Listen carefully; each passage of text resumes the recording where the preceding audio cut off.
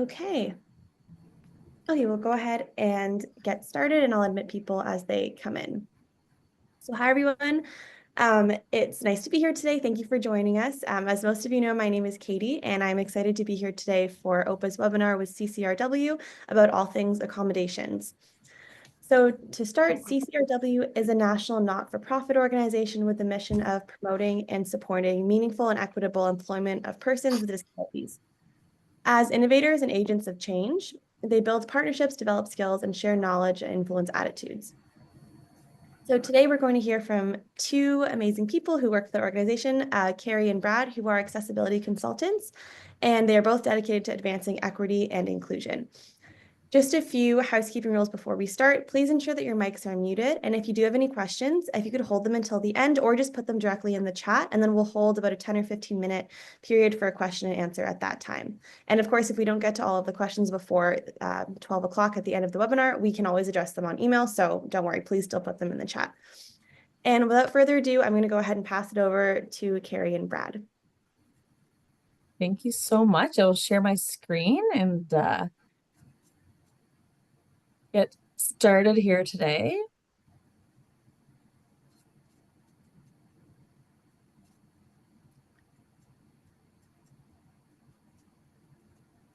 Awesome. Katie, can you just give me a thumbs up if you can see that okay? The accommodations in the workplace. You're good. Perfect.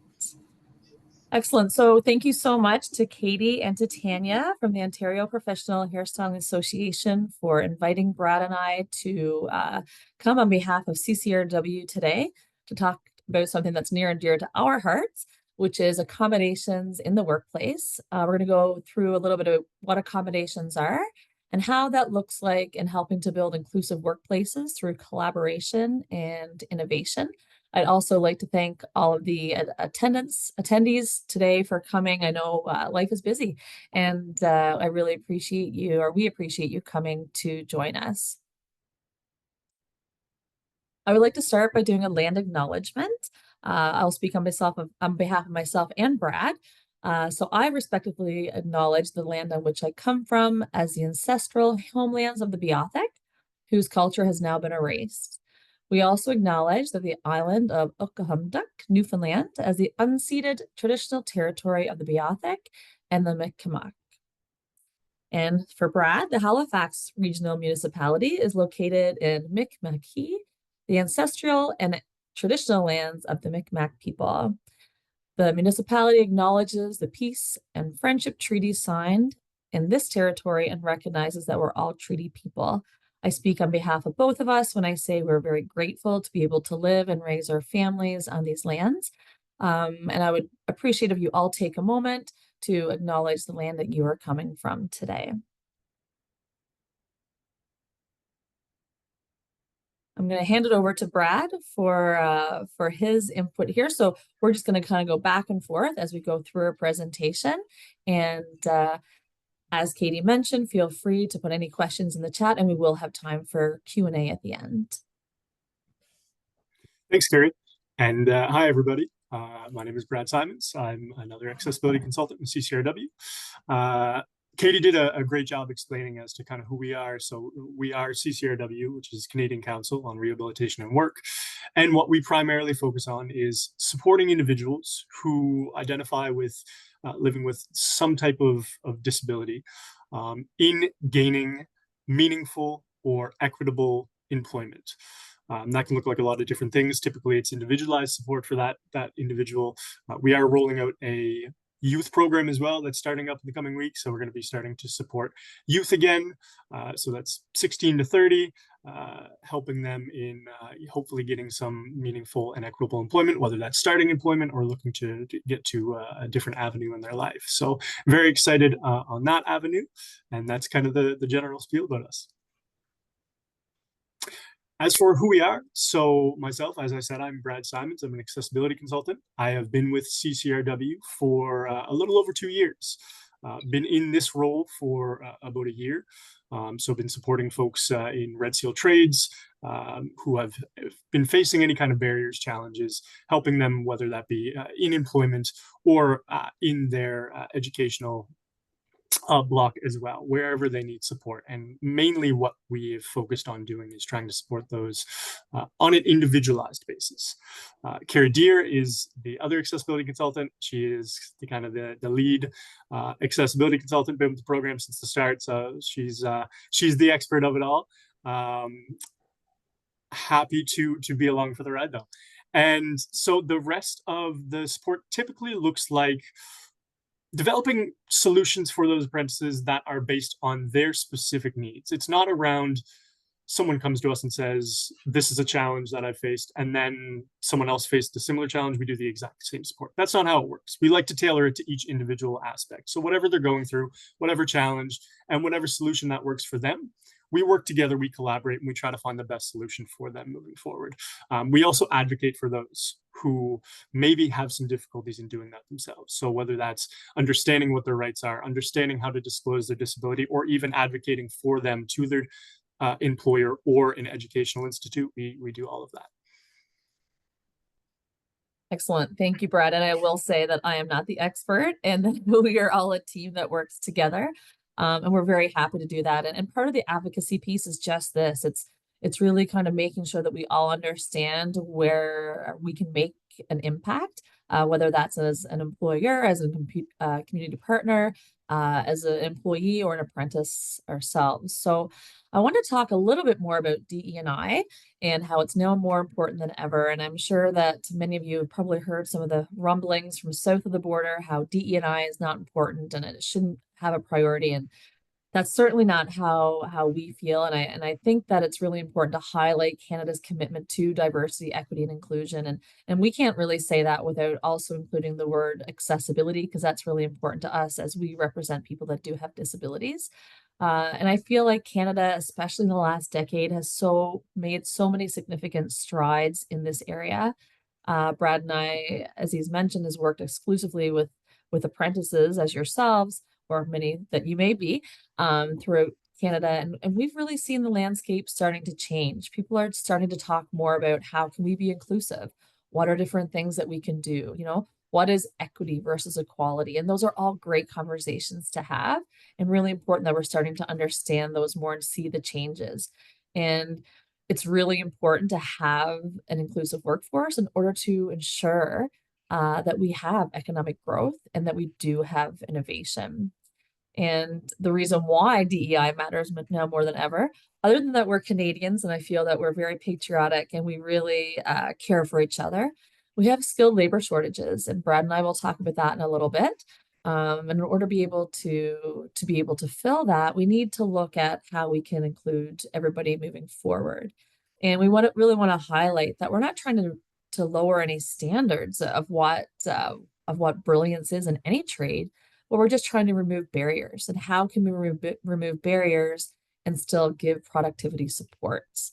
So we look at how inclusive workplaces can improve retention. So the length of time that the people are able to stay if they have supports, the engagement piece, and also that productivity piece of how productive they can be at work. And as we protect progress and we really want to move forward, we want to really just try to stick with DEI initiatives and not look at them as an equity tick box, but really look at how we can ensure that through this, everyone has an opportunity to be able to contribute and to be able to thrive in the workplace. Brad, did you want to talk a little bit about the intersectional lens and how that works? Yeah, sounds good. So when we talk about intersectionality, the general idea is acknowledging that everyone has their own experiences of discrimination and oppression that they have gone through. That is based on a lot of different things. So just because someone is living with a disability, for example, doesn't mean that there are strictly challenges or experiences that they're going through, discrimination through just disability. They may be a part of the LGBTQ community. They may be of a different gender identity. They may be of a different race. And all of those come with different oppression and discrimination. And it's important to consider all of the different challenges that come with that when supporting individuals and when speaking to others and trying to advocate for them, recognizing that everyone has their own individual challenges, and intersectionality is very important to take into consideration. So when we talk about the role of intersectionality, so as I had said, it's understanding that many workers or people can face multiple barriers. So as mentioned, whether it be disability and race, gender, LGBTQ status, um, psychological safety is extremely important.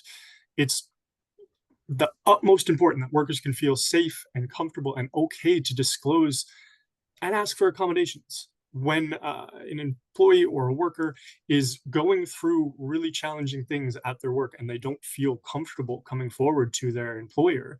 That's going to cause inner turmoil. That's going to cause a big number on their head. That's going to be very difficult and challenging for them, which is going to lead to decreased productivity. It might even lead to burnout and them eventually leaving the job, which in turn is then hurting that employer.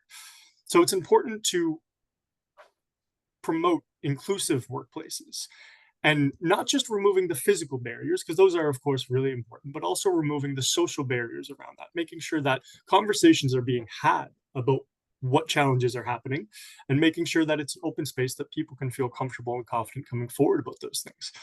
Also important to recognize that mental health is really prominent and relevant across all demographic groups, across all the provinces in Canada as well.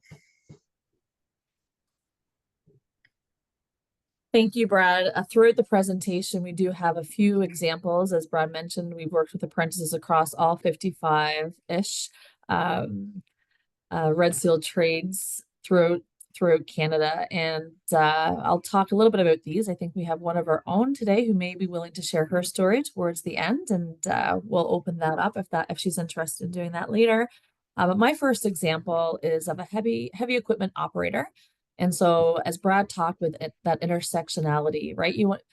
One person is not defined by one thing. We're all made up of a lot of different things, and that's going to affect how we should be treated, how we identify ourselves, and how we actually become the best person that we can be when we're understood in that way. So this intersectionality, this gentleman was deaf, he was nonverbal, he was a male, and he had mental health concerns. Of course, the challenges being deaf and nonverbal are hard. His first language is American Sign Language, so ASL, and he had lacked access to VRS, which is video relay services, which is a free service here in Canada for people who are deaf and not able to speak. He was isolated in rural Newfoundland, and he had struggled to secure work. He had low self-esteem and mental health issues that came along with that. He was also in his early 40s, living at home with his mother, not really feeling like he was giving back to society.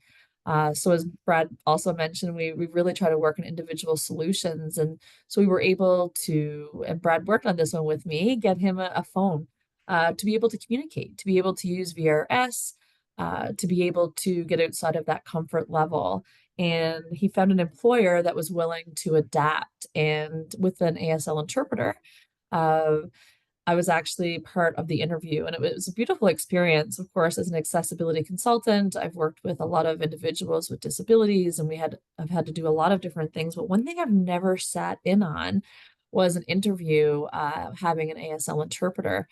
But I know two other people who had never done that, and that was the manager and supervisor that did end up hiring this gentleman. And it was a really interesting process. And, maybe the 40 minutes that this happened, you could see how they became more and more comfortable just after that 40 minutes. And to see people maybe being a little uncomfortable first, but willing to be uncomfortable and then get uncomfortable, I think it's a huge piece. And he was hired by the end of that interview, which was phenomenal. And we were able to get hand gesture documentation to the rest of the coworkers. And then we were able to get him a hand talk app, which is an app that you download that's free of charge. And all the coworkers and his employers have it. I also have it. And that's a wonderful thing that technology can do. And so now we're able to speak into the phone and turn it to him.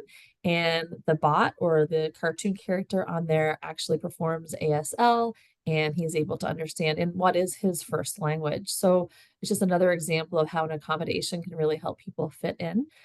So the outcome of that, successfully employed. So he really feels like he's giving back to society.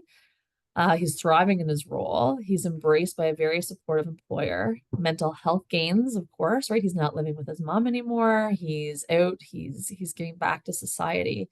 And a beautiful thing about this actually is we talk about how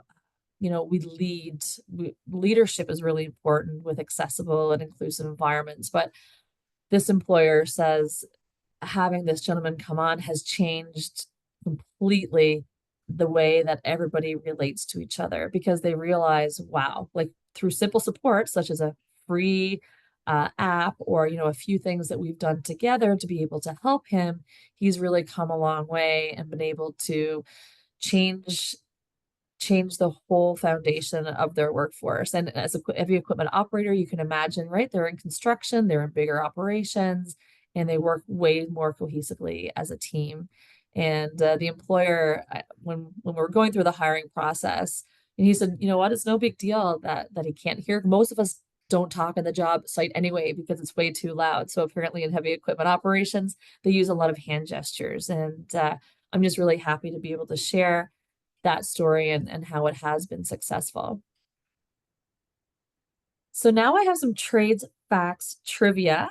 I don't know if anyone has the answers to these, but I'm going to give you A, B, C, and D. And if you want to try to post your answer in the chat, then feel free to do so. I don't have any prizes, but I do have a big appreciation for people who are interested in trying to partake.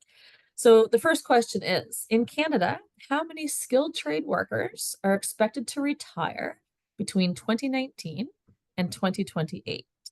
So I have 4 answers here. I have A, 250,000, B, 700,000, C, 500,000, or D, 100,000. Now, I'm not opening the chat because I'm sharing my screen. I want you to be able to see that, okay? I don't know if anyone can tell me anyone who has guessed anything in the chat, or maybe that's from something different. But I'll give you a moment now if anyone wants to guess what that number might be for how many skilled trade workers are expected to retire by 2028. Oh, I see the number going up there. And I just want to remind everybody that 2028 is only 3 years away. That's how fast time goes. Excellent. I see a couple more numbers go up there. Okay, and a drum roll for the next slide. Anyone else want to put in before I actually put the number up? The number of skilled trade workers that are expected to retire by 2028, oh, perfect, is 700,000. That's a lot. Now, I will say that's coast to coast, so that's throughout Canada, and that's skilled trade workers across all sectors. But that's a lot of people, and that's a lot of skill that we need to replace. So because I do love trivia, I have one more, and this is according to the Canadian Apprenticeship Forum. And I'll take one moment here. So I actually am very honored to sit on the board of directors for the Canadian Apprenticeship Forum, and I sit in an equity seat. And there are 3 equity seats, and that's the first time there's been that many seats ever in Canada. And I just really think that speaks volumes for how important it is and for how serious that the apprenticeship community is taking disability equity, or just diversity, equity, and inclusion and accessibility seriously within the trade. So just a little shout out to that as well. But according to the Canadian Apprenticeship Forum, what percentage of apprentices do not complete the red seal trade? So they'll start but don't finish. A, 18%, B, 25%, C, 36%, or D, 43%.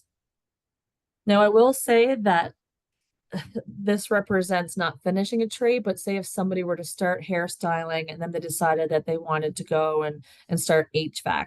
The fact that you finished HVAC is great, but you didn't finish the first one. So that's a bit difficult. So the answer is, I see some people putting that in the chat. Thank you so much. I love the interaction. And the answer is, the number of apprentices in Canada that do not finish their Red Seal certification is 43%, which is fairly high, right? Which is fairly high. And truthfully, that's the reason why Brad and I and Anthony and our team started this program. So we're a federally funded apprenticeship program here to find out what are the barriers. If there are barriers, how do we remove them? And Brad's going to share a little bit about what we found over the last few years through our apprenticeship supports. So this is what has been identified from our CCRW research team through the apprentices that we have directly supported. So we've been able to identify some of the most prominent and prevalent barriers. Number one, at 41% was financial. So that could be a long list of different things, but whether it be PPE costs, if you're looking to get different equipment as you're starting out in the trade, it's tuition costs, any different kind of funding that relates to financial troubles. Maybe it's even paying for your rent or your utilities as you're going through your technical training. Financial has been a very, very prominent, big challenge for a lot of people. Following closely at 37% was mental health. Oftentimes when speaking to apprentices, there was a lot of heightened anxiety, particularly when it came to testing or studying or just the general going through their levels because of the learning aspect and maybe some troubles that came with that. So anxiety, depression, any kind of mental health barriers. And then at 31%, we're talking about school and study. So that's comprehension difficulties, lack of support for tests and studying. So maybe as they're preparing for their final exam, whether that be RIT-SEAL or their block exam, they're not getting the support they need. So maybe they're not receiving proper accommodations for the testing. Maybe they didn't know how to advocate for themselves. Maybe they didn't even know that it was something that they were able to get. So oftentimes we'd have conversations with apprentices and say, hey, no, this is a real challenge that you're going through. This is something that you need to speak up for because it can help you. And sometimes, we'd have people be, no, I don't want any additional help. I don't need the additional help. I'll be fine because I feel like I'm going to have a leg up over other people. Well, that's not the case. You're living with a challenge and a barrier that's making it more difficult for you. How is it not fair for others when you should be able to have these accommodations or things that are going to make it easier on yourself? So then you're at a level playing field. So it's just educating and making folks understand that just because you're getting an accommodation, it's not getting a leg up or making things easier for yourself. You're just making a level playing field for yourself. So that school and study was also a very prominent one, but it was at 31% for barriers identified. Thank you, Brad. I actually just want to take a moment as well for the picture in the slide. And this is actually one of our apprentices. And when she sent me this, I had a moment because I know she's very high up, but she is attached by harness, which I'm really happy to see. And she's actually looking out over Dartmouth Harbor, which you can just see a little bit of there. But she has a beautiful story too, about her intersectionality and how she overcame pieces of her disability to be able to move forward in the trades. So we always love to hear the stories of our apprentices and how they do move forward. So why this matters now? Well, the skilled trades are in urgent need of workers. And as we saw in the little trivia, we are going to face a major deficit in skilled workers. There's going to be a major gap. Something that can help fill that gap is disability inclusion. We're talking about workplace sustainability, equity, and innovation. It's not about compliance. We're talking about filling a very clear need, a gap for workers that could be filled with disability inclusion. So many tradespeople are already living or working with disabilities, but unfortunately they're not supported or they don't know that they can come forward. Oftentimes, when I've had conversations with apprentices, one of the first things that I would say a good 80% of the apprentices say is, no, I don't identify as having a disability. That's not something that I have. And then as you get talking and things start to kind of unravel and they say, yeah, no, I've had this back pain from a pre-existing injury from years ago, but it's fine. Or, yeah, when I was in grade school, I had a lot of trouble learning and I was in resources and I had a lot of help, but I don't actually identify with any kind of challenges. But eventually, as you start talking to them, you go, no, this is something that you could have some support with. and helping them identify that. So the more that we open that door and we have the conversation around disability inclusion, you're going to start to fill that gap, because the folks that who are already in the workforce and have disabilities are going to now feel even more confident in coming forward. They're going to feel comfortable. That's going to decrease the burnout. It's going to help the retention there. But also you're bringing in even more people who can now feel seen as an individual with a disability to say, you know what, I can make this journey and join the trade. So it's very important to start that conversation and continue it. Absolutely. And Brad, I've seen so many individuals as well who are like, no, no, no, I don't have a disability, or no, no, no, I'm good. And I think back to a hairstylist. This was well, probably a couple years ago. She's like, no, no, I'm good. I don't have any disabilities, but my shoulder hurts after about 2 hours. I get low back pain. Oh, I suffer from PTSD and I'm diabetic. Okay, well, all of those things can be addressed, right? So we can look at different pieces there, like, why is your back hurting? Do we need to get you exercises? Do you need better shoes? Do you need to be at a higher level? Why is your shoulder hurting? Can things be adjusted again to height? Can things be lighter? So there's always different avenues that we can look at. And it, like Brad said earlier, it's not about an accommodation is making kind of like any sort of band-aid. It's about making sure that your productivity is at par. So I have another example here. In case you can't tell, I like to tell stories, but I think stories tell a big piece of different parts of how we can really help people. So as Brad talked about intersectionality before, I'll just talk a little bit about the intersectionality of this carpentry apprentice. And she was a female.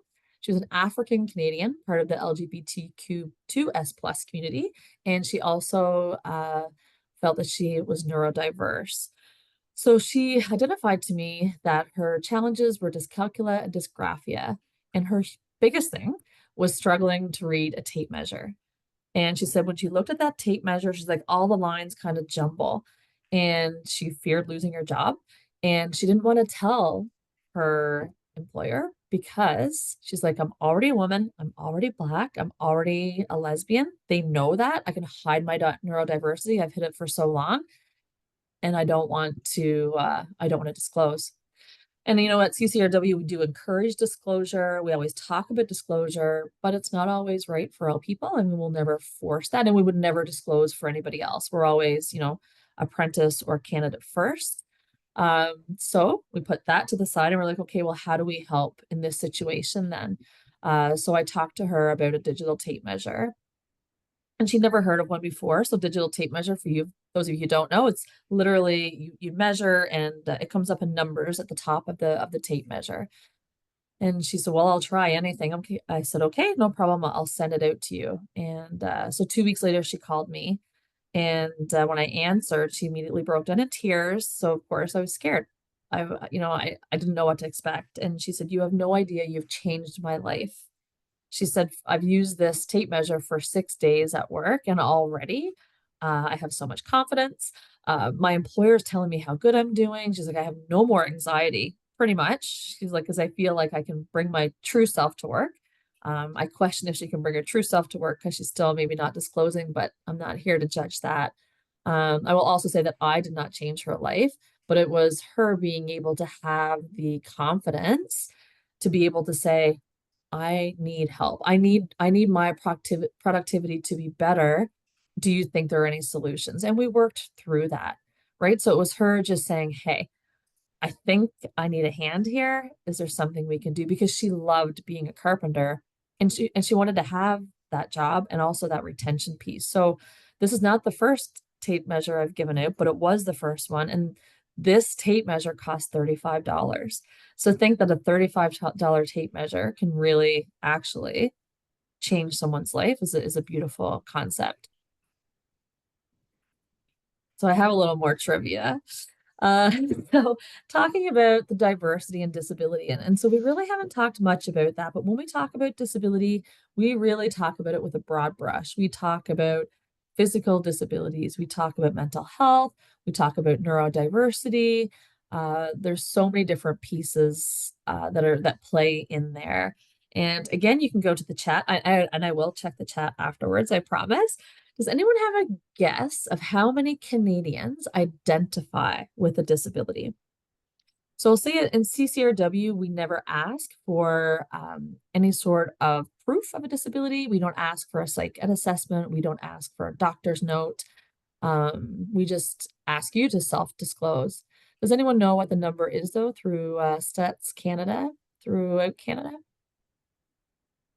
Okay, well, the answer is 27%. So 27% that identify, that's not necessarily everyone that does have that, right? And then in most disabilities, does anyone want to guess how many are not immediately visible? So this is a number that I'm always happy to share, because I think that a lot of times people just think if you can't see the disability, it's not there. And so the number is that 80% are not immediately visible, or they're invisible. So invisible barriers or disabilities could be neurodiversity. It could be chronic pain. It could be a chronic condition. There's lots of different things. It could be mental health issues, right? So never assume that somebody is okay, right? You can't look at somebody and say, oh, I don't think that person has a disability, because we just never know. And fostering inclusion and accessibility in the labor market remains an urgent priority. And that's basically just to echo exactly what Brad was saying. You know, when we look at our skills trades gap of 700,000 people by 2028, we really need to make sure that everybody is invited to work within Canada and be able to have the supports like some of the ones that we've talked about today. So truthfully, we really wanted to paint the picture that disability is a part of life, right? So if 27% of individuals have some sort of disability or barrier, I really like to sometimes just pose it as a barrier, and that number can go up any day, right? I could walk out the door tomorrow and break a leg, or fall and fracture my back, or get in a car accident. Like, nobody knows what can happen to us from one day to the next. Today, my mental health could be clear and on par, and tomorrow something could happen and really change that. So I think just realizing that it is a part of life, and that inclusion really is about creating workplaces, educational facilities, and testing where everyone can succeed. And until we can make sure that everyone has those supports, then I'm not sure that we're making sure that everyone can bring their best selves to work or to school or to their testing. In accommodations, I'll make the joke that our coworker usually makes. Accommodations don't just usually come with a continental breakfast. So we're not saying accommodations as, of course, somewhere that you would stay in a hotel at night. We're looking at workplace adjustments, but truthfully, it's more than that. It's a foundation of respect and belonging, and truly being productivity support. So how can we make our productivity better? It's not that you can't do your job, but how can we make it so that your job is done more effectively and more efficiently? And that does truly allow us all to be the best that we can be. And so when we're talking about being the best that we can possibly be, and being supported, accommodations go hand in hand with that typically.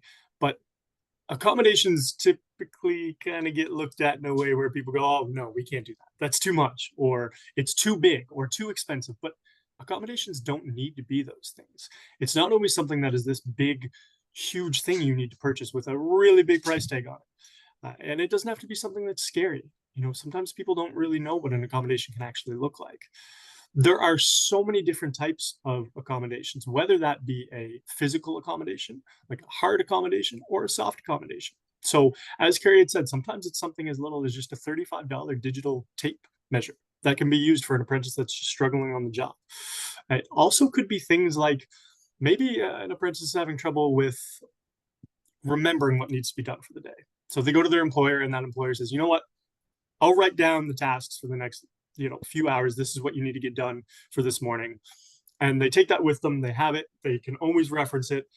Accommodations can look like little things. Maybe it's more breaks that are needed because they maybe have some pain that's going on in their life, and they just need to take a little extra time throughout the day to kind of recoup so that they can keep going. So accommodations don't need to be scary. They don't also need to be common knowledge. Just because you have an accommodation doesn't mean that your coworkers need to know what's going on. You have a digital tape measure, it doesn't mean you need to go around and then everyone's looking and going, oh, why do they have that? No, it's just a really cool thing I got and I love it and I use it and it's awesome. And hey, do you want one? Like, it doesn't need to be something that everyone knows about. It doesn't need to be openly talked about. It's up to that person to feel confident or okay about talking about it. Thank you, Brad. I have one more example here of an electrical apprentice, and back to the intersectionality we talked about. This gentleman, so I forgot to put in, he was male, also Indigenous. He had epilepsy and also has depression. And some of the challenges was that through his epileptic diagnosis, he lost his license because the doctor pulled it because it was unsafe. So then he felt isolated. He was in a reserve in Sheshatshiu. And he really had no way of getting out. He felt very much struggling with mental health as he was unemployed, and he was just cycling within that system. So we actually were able to collaborate, and we're huge on collaborating with different organizations. We collaborated locally here with Trades NL, and we had him provided safety upskilling, wage subsidies, transportation support. We also had a separate assessment done for him, and they realized that he needed specialized classes that made things darker. And we also did a medical safety plan that was implemented with his employer and with his coworkers. And the outcome is that he's working seizure free. So he started the first part of December, and that's been the longest time in over 3 years that he has gone seizure free. And he tells me that one of the things that brings on his seizures is being overtired. But he said that now when he goes home from work, he wants to sleep because he wants to be energized and ready for work the next day, because also his mental health is improved. He feels like he has self-worth, he's giving back to society, he's getting out of the reserve, and he really has a happy employer that he wants to keep happy. And I actually did an interview with both of them a few weeks ago, and it was a beautiful thing. It's not ready yet, but once we have it ready, we'll definitely share as well. And one thing that the employer said was, we need to stop looking at disability and talk about and focus on the person and what they can do. And I think that's so important. And I know, Brad and I've mentioned the word disability here a lot, and I've said, barrier or whatever that may be. But even when we talk with that intersectional lens, we need to look at who is that person and how can we help them be more productive, and how can we help them bring their true selves to their workplace, and how do we make that more inclusive for everybody. So as I mentioned off the top here today, diversity and inclusion are celebrated Canadian values, and I think now is more important than ever to be able to hold on to that and really stand true in what we believe in. You see the QR code there on the right-hand side of your screen. You can use your phone to screenshot that. If you don't, that's okay. What it'll do though is it takes you to CCRW's website, which is ccrw.org, and it brings us to a trends report that actually talks about the return on investment and the return on disability inclusion that businesses can achieve while securing sustainable growth when they do include everybody at the table. And I think the take-home piece here is that workplace disability inclusion really begins with disability confidence, so understanding what disability is, and active commitment from leadership. Now, I mentioned before, although active commitment from leadership is important, also sometimes it's the employee that comes in that needs that accommodation, such as the gentleman who couldn't hear and couldn't speak, that really brought that disability inclusion together. So although we always champion the active commitment from leadership, it's truly evident on all pieces.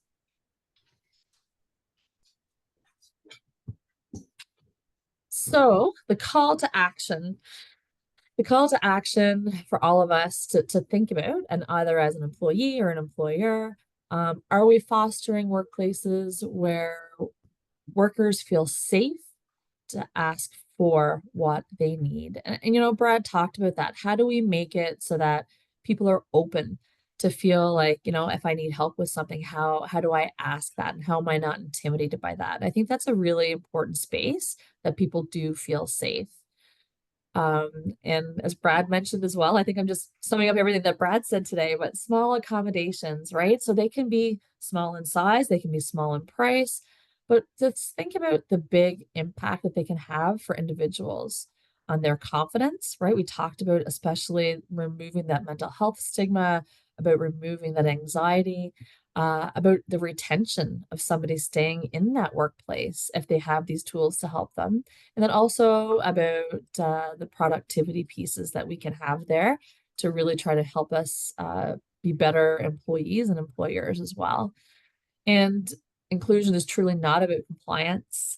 I mean, although compliance, I guess, is important, I won't take that away. But it's not about ticking that box. It's really thinking about how can we recognize skills, talents, and contributions. You know, sometimes we're hard to judge, or we're quick to judge for people who are neurodiverse or autistic. These are just a couple of examples of, you know, oh, they seem to like recluse, or they're not making eye contact with me, or they're really, people will say like OCD, or, you know, how can we flip that to be like, wow, you actually have these amazing skills and talents, and these are ways that you can contribute to our workplace. And I think that's really important to identify as we talked about individual support plans and knowing what people can contribute. So do you feel that there's anything that you can do internally to make your workplace, educational facility, or organization more inclusive?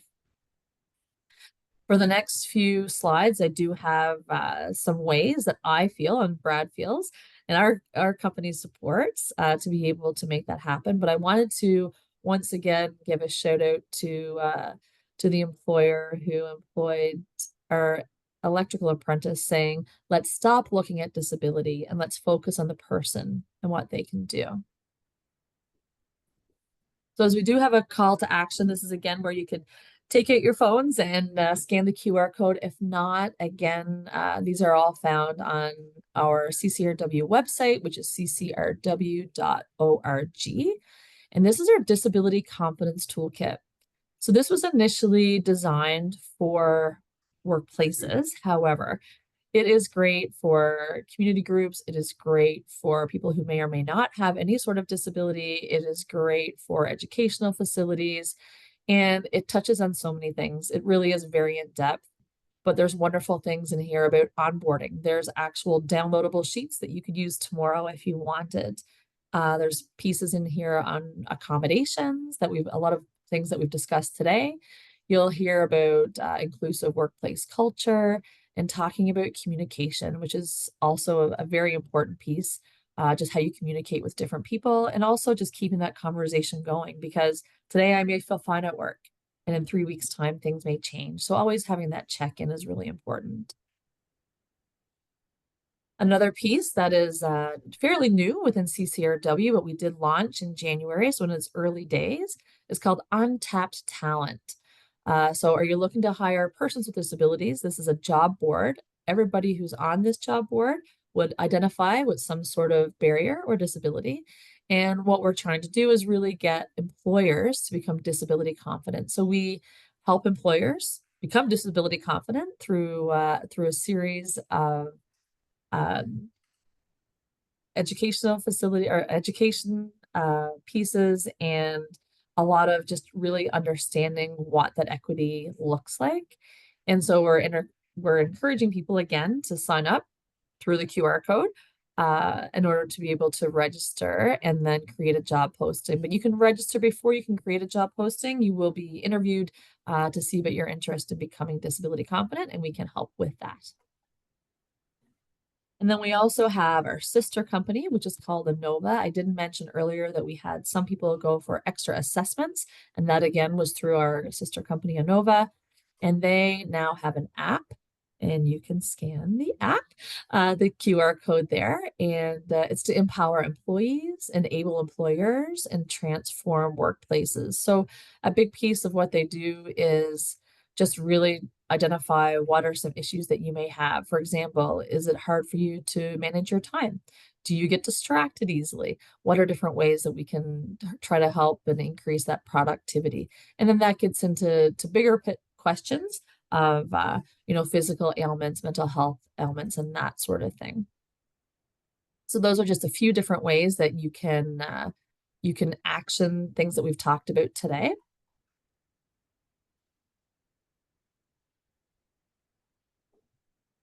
And then final thoughts. I feel like I'm talking a lot. Did you want me to go ahead with this one, or? Yeah, you're good. You're good. Okay, perfect. So final thoughts, truly just echoing that disability is a natural part of the human experience. At some point, every one of us will encounter it, whether it's personally or with a family member or someone that we've heard of. And it can be just, someone who's broken their hand or their leg, but we've helped people in that too get through their schooling with a broken hand or a broken leg so that they were getting their schooling done and not put behind a year. And really just talking about that real change is beyond accommodation, right? So as important as accommodations are, it's about really having a culture that understands relationships where people can relate to the situation and truly seeing people for their abilities, right? Again, when we talk about 80% of disability is invisible, then we don't know what other people are going through. So my big piece that I would like to say is that let's create workplaces where people feel valued because of their differences and not despite them. If we think about the accommodations that we talked about today, right? An app that's free for hand talk. We talked about a $35 measuring tape. We talked about sunglasses and a good sleep schedule. These things all made these people who were unemployed or going to lose their jobs become employed and be able to be a strong person in their workplace. And I think there's so much value in that. And my last piece is that together we can build a stronger, more innovative and sustainable future for the skilled trades. I would like to thank you all for coming. We will open the floor to questions. Katie had mentioned earlier that there may be someone here who would like to share their story. But if you're not willing to share that or not feeling open to that today, that's completely okay. I don't want to put anybody on the spot. But Katie, maybe I'll just let you introduce that person if that's going to happen, or if not, we'll just open it up to questions on the floor. Sorry, I just realized I was muted. Yeah, absolutely. Thank you so much for that amazing presentation. I know I definitely learned a lot, as I'm sure other people did as well. So I did just want to take a moment. Fatma is here. She is someone that has used the service of CCRW to be able to pass her hairstyling exam. So I just wanted to introduce her and see if you would like to quickly come on, Fatma, and share your story. There you are. Hi, my name is Fatma Shamish. I had that program. I'm so grateful to get it in, and my experience with it, it was amazing, and it made my dream come true. Especially I'm having trying to get a license for 19 years. They can buy your network. They can buy. Sorry about that. We're good. But it's okay. Yeah, and I had it after 19 years, is a dream for me. And I'm so thank you for Sarah and Tanya and Anthony. They find what my missing and they helped me for it. And finally I got my license, and I wish I had it before to had my dream before, it's 19 years. I'm a hairdresser for 30 years to not be able to have my own business now is a dream for me, but it's not never be late, but I wish I had it before. And my experience with the group, it was amazing, and I wish they will help everybody they need it. And the program, it was amazing again. Amazing. Thank you so much for joining us and for sharing your story. And obviously, congratulations for having passed the exam and now being able to have your own business. I did just want to, at this point, if anyone has any questions, if you can go ahead and put them in the chat. It can be like about anything you heard today or any specific accommodations to you guys. We'll have about like 10 minutes-ish for a Q&A. And I just like to say thank you so much for sharing your story. It's very brave to do. But it's also so empowering for other people coming behind you who may think, it's been so long, or I've tried so many times and I don't know what to do. And just knowing that there are supports out there for you, I think is amazing. And not to put Anthony on the spot, but I see Anthony is here with us now, and he, I know, worked really hard with Fatma to come up with a support program. And Anthony, I didn't know if you wanted to quickly introduce yourself or say anything before we answer any questions. We can't hear you, but Hi, everybody. Sorry, I've been stuck in a power outage for most of the morning. So I woke up to nothing working in my house whatsoever. My phone just finally came back on, and I finally got power, and it actually went off in the middle of Carrie's presentation. So one of the things I would love just to talk about is, with Fatma's case specifically, there was some pushback from some of the governmental agencies that do the testing, right? I found out that there's one body of the government that does the testing part of things, and then there's another that does like the accreditations and things. And those two bodies don't seem to talk together too well. So when we were looking at using the accommodation for Fatma in her exam, we kind of bounced against a couple of walls with that. So as great as we like to tout what we do and things, there's still a long way to go with this. I know my colleagues have bounced into some other issues with accommodations, especially in the trades and the exams in Alberta as well. And that's one of those things that comes up. I've been doing this for probably 13 years now. In my career working in employment, and it's little steps every year to get to that kind of parity that we're looking for in the long run. So remember, if you do bounce into a problem, an issue, a barrier, there is a solution to it. And once again, reaching out to organizations like CCRW, I've been very proud to work with Carrie and Brad over the last year with the first program. It's been amazing. And I think it's one of those things that can help a lot of people in the future as it goes by. Thank you. So we do just have one question in the chat. I'm not sure which of you would like to answer it, but the question is, how would someone know what accommodations are available when someone is getting ready to take their exam? And where could they find this information?